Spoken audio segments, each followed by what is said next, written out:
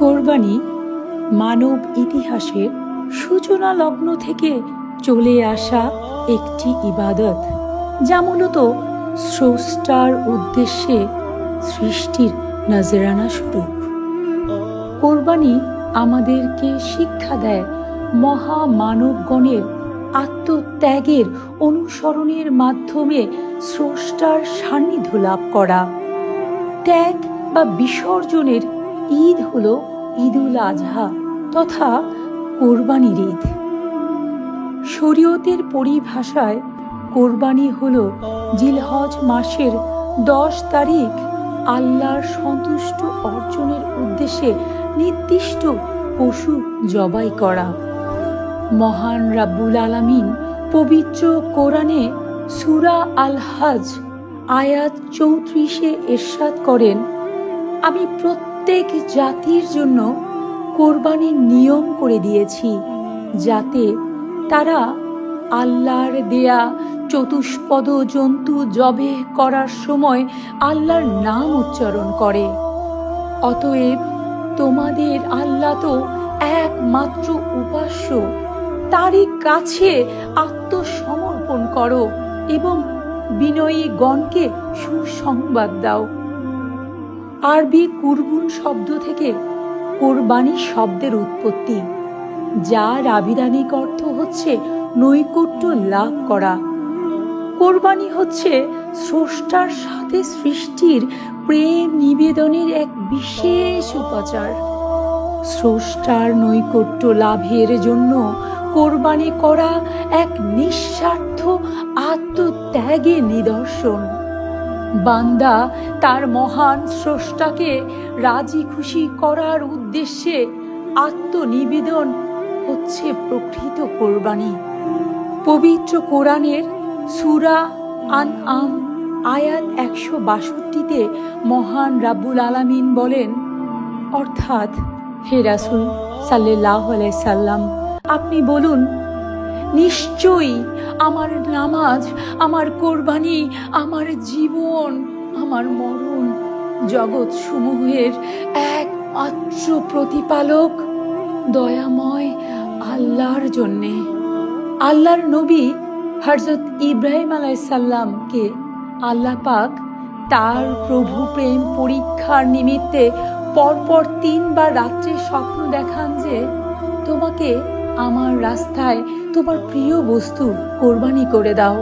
হযরত ইব্রাহিম আলাইহিস সালাম ওই স্বপ্ন দেখার পর পরপর দুম্বা এবং উট কোরবানি করেন, কিন্তু ওই স্বপ্ন দেখা বন্ধ হচ্ছিল না। পরপর 3 বার তিনি একই স্বপ্ন দেখেন।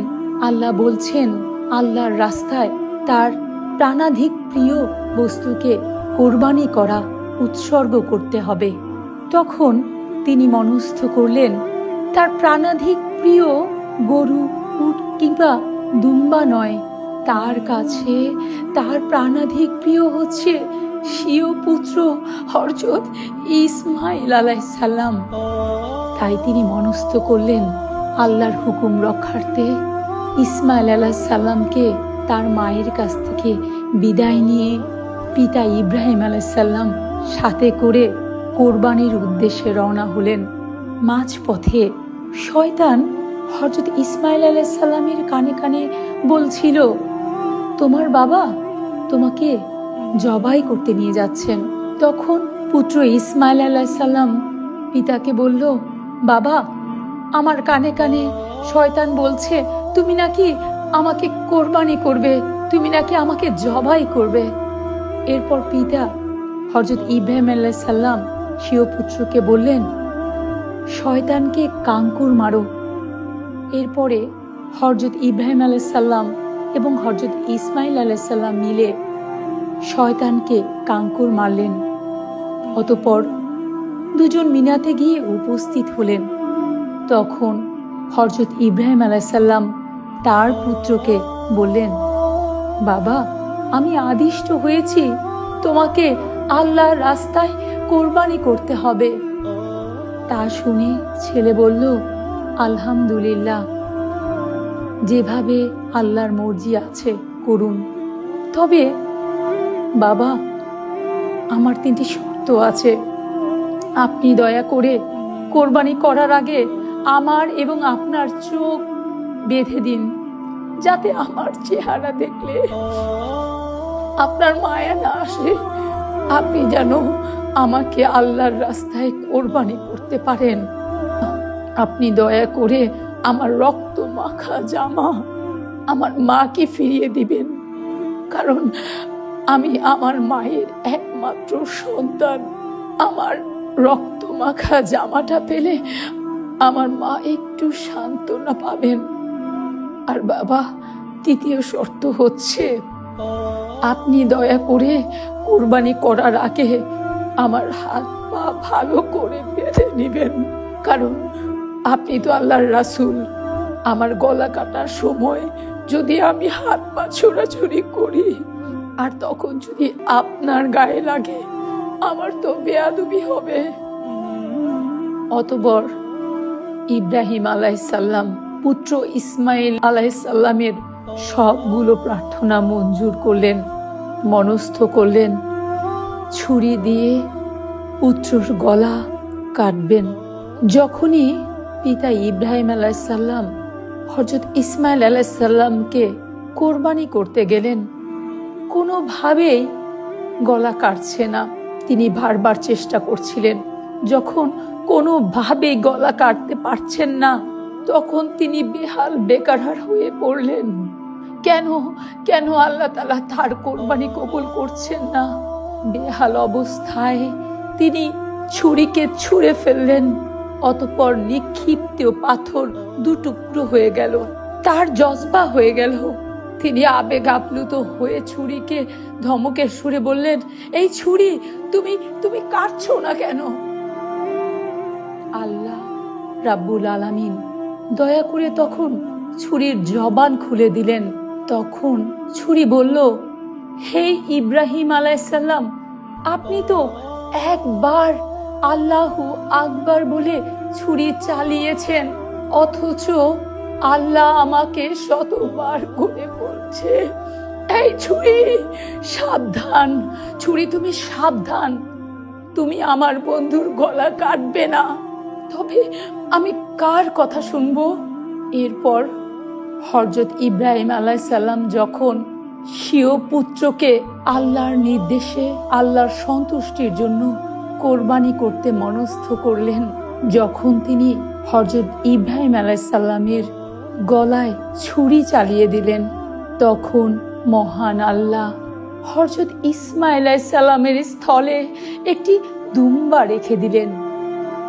হযরত ইব্রাহিম আলাইহিসসালাম চোখ বাঁধা অবস্থায় স্বীয় পুত্র ইসমাইলের স্থলে দুম্বার স্থানান্তর দেখতে পেলেন না। অতঃপর দুম্বা কোরবানি হয়ে গেল। হযরত ইব্রাহিম আলাইহিসসালাম স্বীয় পুত্র ইসমাইল আলাইহিসসালামকে কোরবানি করার সময় বলেছিলেন, আল্লাহু আকবার, আল্লাহু আকবার। তখন জিব্রাইল ফেরেশতা বলছিল, লা ইলাহা আল্লাহু আকবার। আর ছুরির নিচে শায়িত ইসমাইল আলাইহিসসালাম বলেছিলেন, ওয়ালিল্লাহিল হামদ। যাকে কাটা হচ্ছে, যিনি আল্লাহর হুকুমে জবাই হয়ে যাচ্ছেন, তখনও ছুরির নিচে শুয়ে তিনি বলছিলেন, সমস্ত প্রশংসা সেই মহান রাব্বুল আলামিনের।